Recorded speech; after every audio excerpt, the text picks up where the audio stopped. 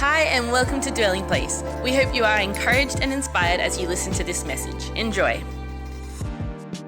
Jesus uses these Beatitudes, these blessings, as the introductory. It's like he's opening up his whole message with these sharp statements, with these blessed statements. And so this word blessed, what it means is the happy life. It means the good life. And so when we begin to interchange some of these words, all of a sudden, we begin to see a little bit more. It's like the door opens just a little bit further as to what Jesus may be saying. It's a divinely favored life, a happy life, a joyful life, and a flourishing life. And he says this: God blesses those who are poor and realize their need for him. That's the happy life. Thank you, Jesus. God blesses those who mourn, for they'll be comforted. God blesses those who are humble, for they'll inherit the whole earth. That's the happy life. That's the divinely favored life. God blesses those who hunger and thirst for justice, for they'll be satisfied. God blesses those who are merciful, for they'll be shown mercy. This good life, this divinely favored life, are for the merciful, for they'll be shown mercy. And so that's where we find ourselves this morning in this journey through the Beatitudes. I remember growing up playing a game called Mercy. Does anybody remember Mercy? And so basically, it didn't take a lot of intellect for this game. Basically, you would interlock your fingers with your opponent, and as soon as somebody started, that meant it's on. And you had to inflict such pain upon your opponent by twisting their hand or maneuvering their fingers or whatever it was, that you would get them to call out, mercy. Mercy. So number one, you either had to try and find somebody who was weak. So I play this game with my kids all the time. The challenge is, if you find somebody who's a competitor and maybe of equal strength, you don't want to begin to play this game to the point of where they call mercy and you continue to hurt. Because let me tell you, if you lose, mercy is only shown to the merciful. And if you haven't given up in game one and you keep turning and twisting and inflicting pain, I'm telling you, when their turn comes around, and maybe your strength is starting to diminish, when you call mercy, no mercy will be shown. I remember as a kid, my uncles would torment me like you wouldn't believe, and I don't know what it is about adults that just like tormenting children. And so what they would do, and then in turn what I've done with my kids, is, when you can just wrestle them. And you can wrestle them to the point where you can make sure their arms are pinned down and their legs are pinned down. And then you just pretend to tickle them, right? It's so funny. And then you tickle them a little bit. And it's like, there's laughter. It's joyful. But then you just go a little bit more. And I'm telling you, it doesn't take long before the laughter turns to the stop, stop, stop, stop, stop, stop, and then all of a sudden there's tears. Then all of a sudden it turns into anger and then rage, and they can't do anything because you just got them pinned down. I'm just like, just call out mercy. Just call out mercy. Blessed are the merciful, for they'll be shown mercy. Jesus is speaking these blessings to a group of people that have been following him. They've been seeing what he's talking about. They've been watching how he's been behaving. And it was made up of people that were broken. It was made up of people that were sick. It was made up of people who weren't the well-to-do in society.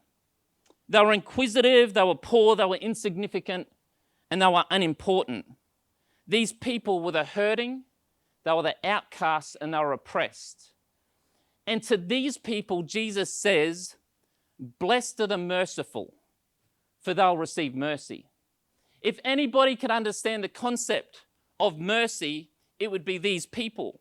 But to be saying to them, blessed are the merciful, there's some things that you may need to put into action in your life if you want to see the fullness of the mercy shown upon you.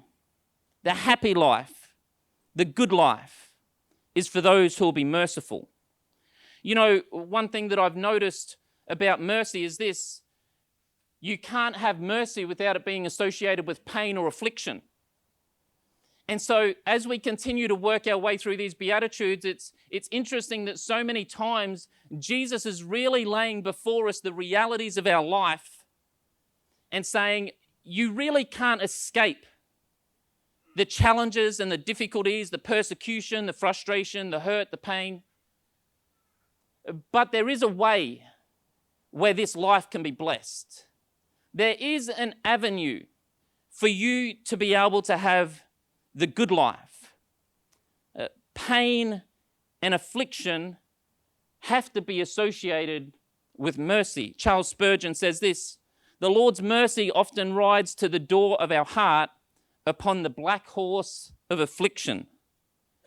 You who have been hurt, you who have been betrayed, you who have been neglected, this is for you. To you, the Lord says, if you are merciful, mercy will be shown to you, and this is the happy life.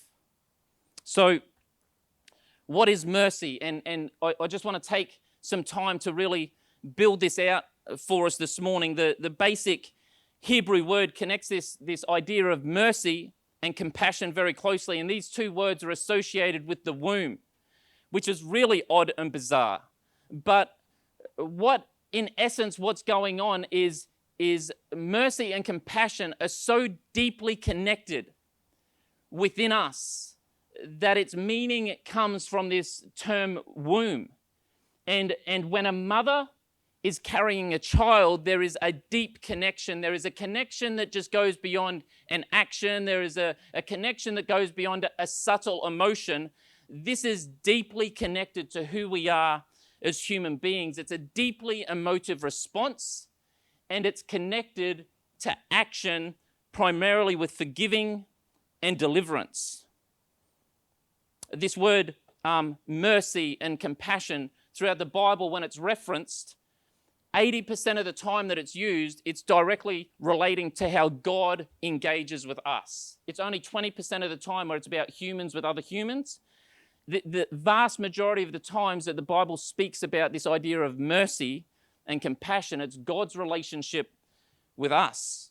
And the first time it's used the first word in the Bible that's used to describe God's character is this word, merciful, compassionate. It's in Exodus 34, 5-8. It says this: then the Lord came down in a cloud and stood there with him, and he called out his name, Yahweh. The Lord passed in front of Moses, calling out, Yahweh the Lord, the God of compassion and mercy. I am slow to anger and filled with unfailing love and faithfulness. I lavish unfailing love to thousands of generations. I forgive iniquity, rebellion, and sin, but I do not excuse the guilty. Mercy can be described like this: compassionate leniency towards enemies or wrongdoers. It's a deeply emotive response to commonly used to describe God's response when people cry out to him. All through the Bible, you just see this repetitive cycle of where God is there with his people reject him and walk away from him. He allows them to bear the consequences of their journey and the direction and the choices they want to make. Then when they're in dire straits, they turn around, they call out to God like a child to a parent, help me, help me. And God can't help himself but be compassionate and show mercy. Nehemiah chapter 9, verse 27 and 28 says this: therefore you delivered them into the hand of their oppressors and oppressed them.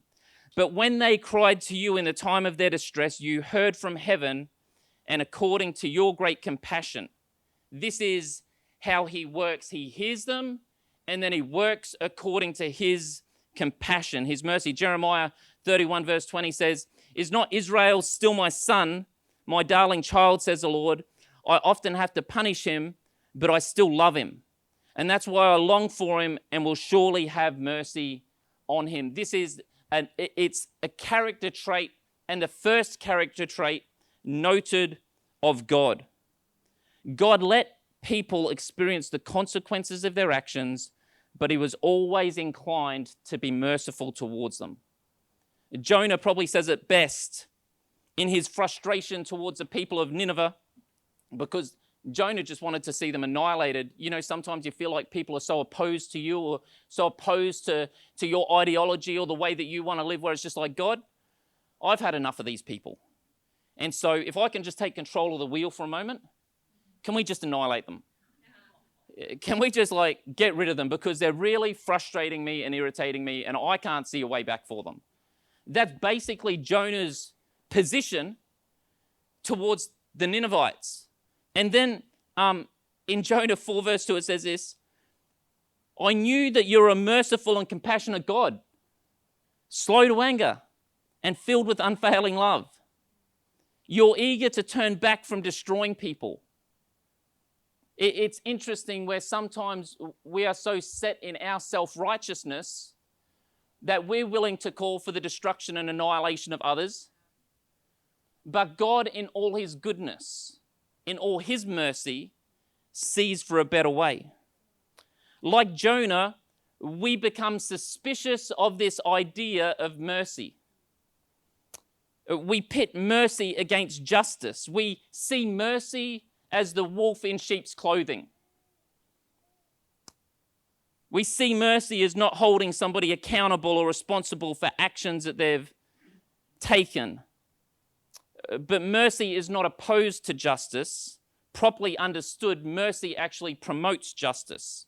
Thomas Aquinas states that mercy without justice is the mother of disillusion, and justice without mercy is cruelty. Mercy has this way of tempering justice and cannot run counter to justice. And in turn, justice requires mercy. Doug, what about the people whose behavior has been harmful towards me? What about people that have hurt me to such a significant level? How do we wrestle with that? How do we outwork that? Because I've only ever known mercy as releasing somebody of the actions within their life, and then I feel like they're getting off scot-free. Mercy does not mean that there are no consequences. Mercy does not mean that we must trust those who have betrayed us. Mercy does mean that even through the pain and the suffering, we can see the tragedy of the human heart and how it engages with those around us. When the balance between mercy and justice is lost, the wicked are either allowed to go unpunished, or the punished are harmed with brutality. Both things lead to social chaos and community confusion. So, who are the people that can receive this mercy, this compassionate love that the Lord has for his people? There's three categories that I'm just going to go through of people that receive the mercy of God. These are the three. The unaware. We have these three categories. The unaware, the undeserving, and the unexpected. The unaware, there's a story in 1 Kings chapter 3 where these two mothers have come to Solomon. And Solomon was a wise king. And what they had done is one mother, during the night, they were in the same house. It was only them there. They both had children. They were both born about 3 days apart. One of the children dies because the mother had rolled on the child in their sleep. And as the child had died, she then replaced the baby. And so they woke up. The mother who had her child stolen was like, this isn't right. And so they go to the king with the child that's alive. And they go, "King, we need you to sort this out because she's stolen this child from me." And so what Solomon ends up doing is he ends up he ends up creating this very uncomfortable situation where he asks for a sword. Because what we're going to do, just to sort this out right now, is we've got both the mothers here and we've got one child. And who knows, in a world of equality, we're just going to cut the child in half. And half can go to that mother and half can go to that mother. And the mother of the child said to the king, don't do it. Don't do it. Let the other mother take my child. And the other mother was there going, let's do it. Let's cut the kid in half. And so Solomon, in his wisdom and how he had presented it, said, okay, now I understand who the real mother is of this child. It's the one that has mercy upon him. And it's interesting that one mother goes to the king looking for justice. And as she's going looking for justice, she actually finds herself in a position where she's having to deliver mercy. And it's through her mercy where justice comes. The truthful mum, looking for justice, delivered mercy, and in her mercy towards her child, justice is delivered to her. It's a story of two responses of mercy. One mum is broken and leans towards life. The other mum is hardened and desires death. Mercy leads to life. The unaware, that child was completely unaware that it needed the mercy of its parent. That mother was completely unaware that she was going to have to be merciful towards her child so that she could live, and in that merciful state actually release the child to another caregiver. The undeserving receive mercy. There's the story of the lost son, and there's this parable that Jesus tells, and he's got these kids and a lot of property and everything else is going on, and one son seems that he just wants to go and do his own thing. And so he goes to do his own thing. He goes, hey, Dad, how about we just split the inheritance now? You just give it to me. I know you're still alive, but I'm going to treat you like you're dead. Give me my part of the inheritance. I'll go off and do what I need to do, and then it'll all be joyful. And he goes off and has a tragic life. And when he comes back, he gets to the point where he knows very well that he doesn't deserve to be back in his father's household, but he's willing to come back and to be a servant. He's willing to come back and to be the lowest of the low in the hierarchy of that environment. And the father welcomes him back, he embraces him. The older son gets hurt. The older son gets angry because why should this person, my brother, why should he deserve mercy? The younger brother knew very well that he didn't deserve it, but he was a recipient of it. Brian Stevenson, he's a director of Equal Justice Initiative in Alabama, helping inmates and prisoners be reconciled back into community and helping the system be merciful towards inmates. And he says this type of thing. He says, mercy is most empowering, liberating, and transformative when it is directed to the undeserving. Mercy is received by the unaware, the undeserving, and the unexpected. John chapter 8, we have the story of the woman that's caught in adultery. And so we have the Pharisees and the teachers of the law bring this woman to Jesus. He's teaching away, and what they want to do is they just want to catch him out. As so many times through the stories of the New Testament, we get the Pharisees or the religious leaders wanting to catch Jesus out because he was challenging their mindset. He was forcing them to think deeper and to go beyond just the law-abiding action. And they didn't really see how this worked with the law book that they were following. And so what happens is they bring this person to Jesus, this lady who's caught in adultery. And they say to him, hey, so the law of Moses says that we need to be able to stone her to death. They're like, what do you say? And Jesus begins to just take a bit of a different route. He unpacks it a little bit differently and begins to question them. And he begins to, the Bible says that he began to write in the sand or in the dirt. And this woman is released. This woman's set free because as Jesus questioned their life, they become aware that they weren't good. And it says this in verse 4 through to 8, it says, "Teacher," they said to Jesus, "this woman is caught in an act of adultery. The law of Moses says to stone her. What do you say?" They were trying to trap him, saying something that they could use against him, but Jesus stooped down and wrote in the dust with his finger. They kept demanding an answer, so he stood up and he said, "All right, but let the one who has sinned throw the first stone." Then he stooped down again and started writing in the dust. In verse 10 and 11, this is what Jesus says to the lady. "Where are your accusers?" They wandered off. They dropped the stones and they began to wander off. "Where are your accusers? Didn't even one of them condemn you?" "No, Lord," she said. And then Jesus says to her, "Neither do I. Now go and sin no more." There's something very powerful about unexpected mercy. By the law, that woman was going to get stoned. And Jesus continues to take this law and continues to find a deeper truth in it. And so this morning, as I come to a bit of a close, I really want to remind us, I guess, in our relationship with God.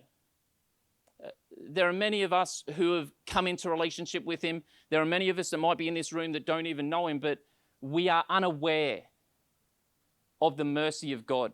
We are unaware that we need the mercy of God. We don't deserve it. There's people in this place and it's like, it's undeserved. And it's actually a great position to be in. I don't deserve the mercy of God. But because of who he is, because of his mercy and his compassion and his love, he's the one that took the steps to be able to reconcile us to him.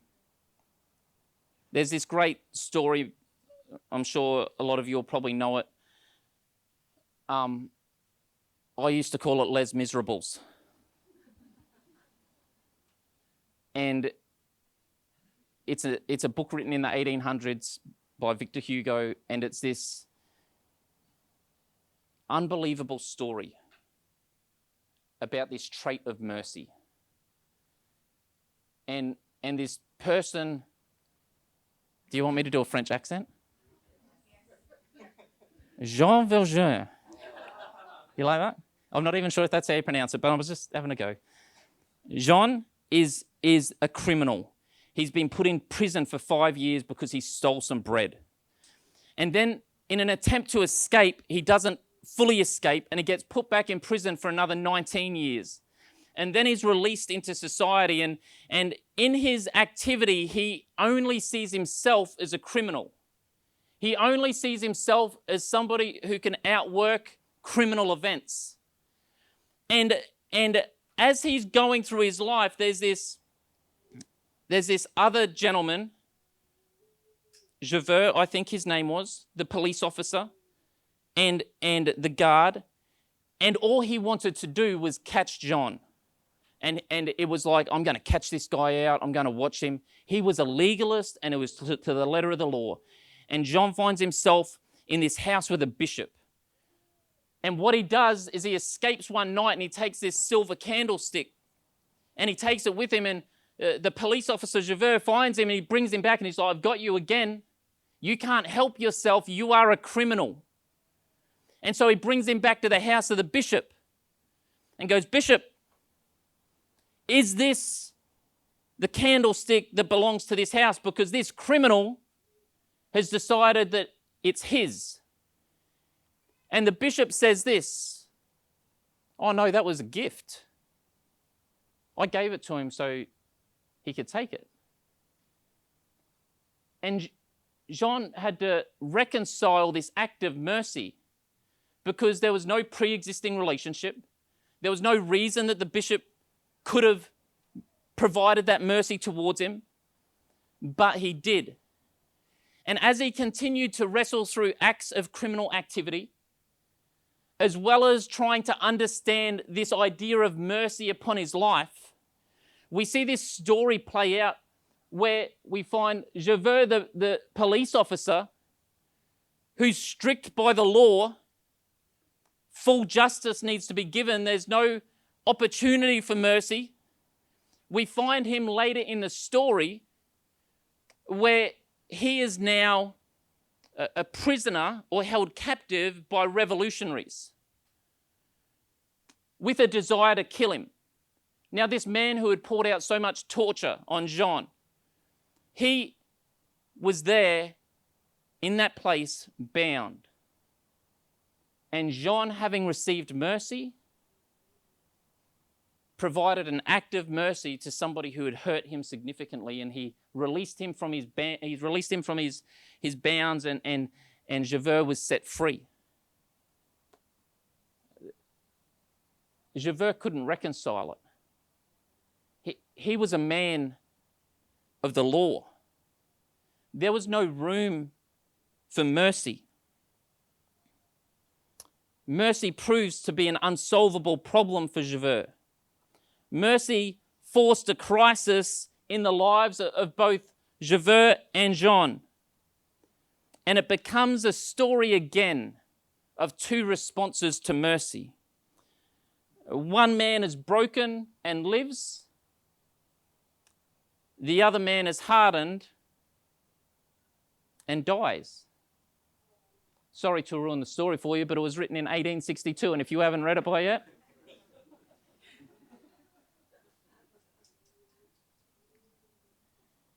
he couldn't cope. He couldn't cope with the mercy that was shown to him.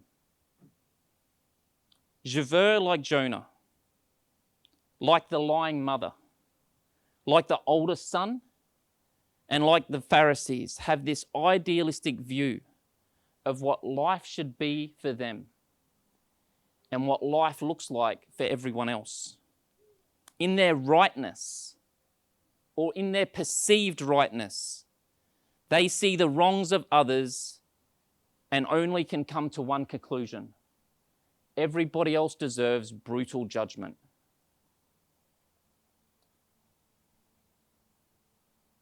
God blesses those who are merciful, for they'll be shown mercy. Lamentations 3:22-23 says this: "The faithful love of the Lord never ends. His mercies never cease. Great is his faithfulness. His mercies begin afresh every morning." In Ephesians 2, it talks about God's love being so great, how rich he is in mercy, compassion, love. Mercy is required of us. Mercy can be received for us.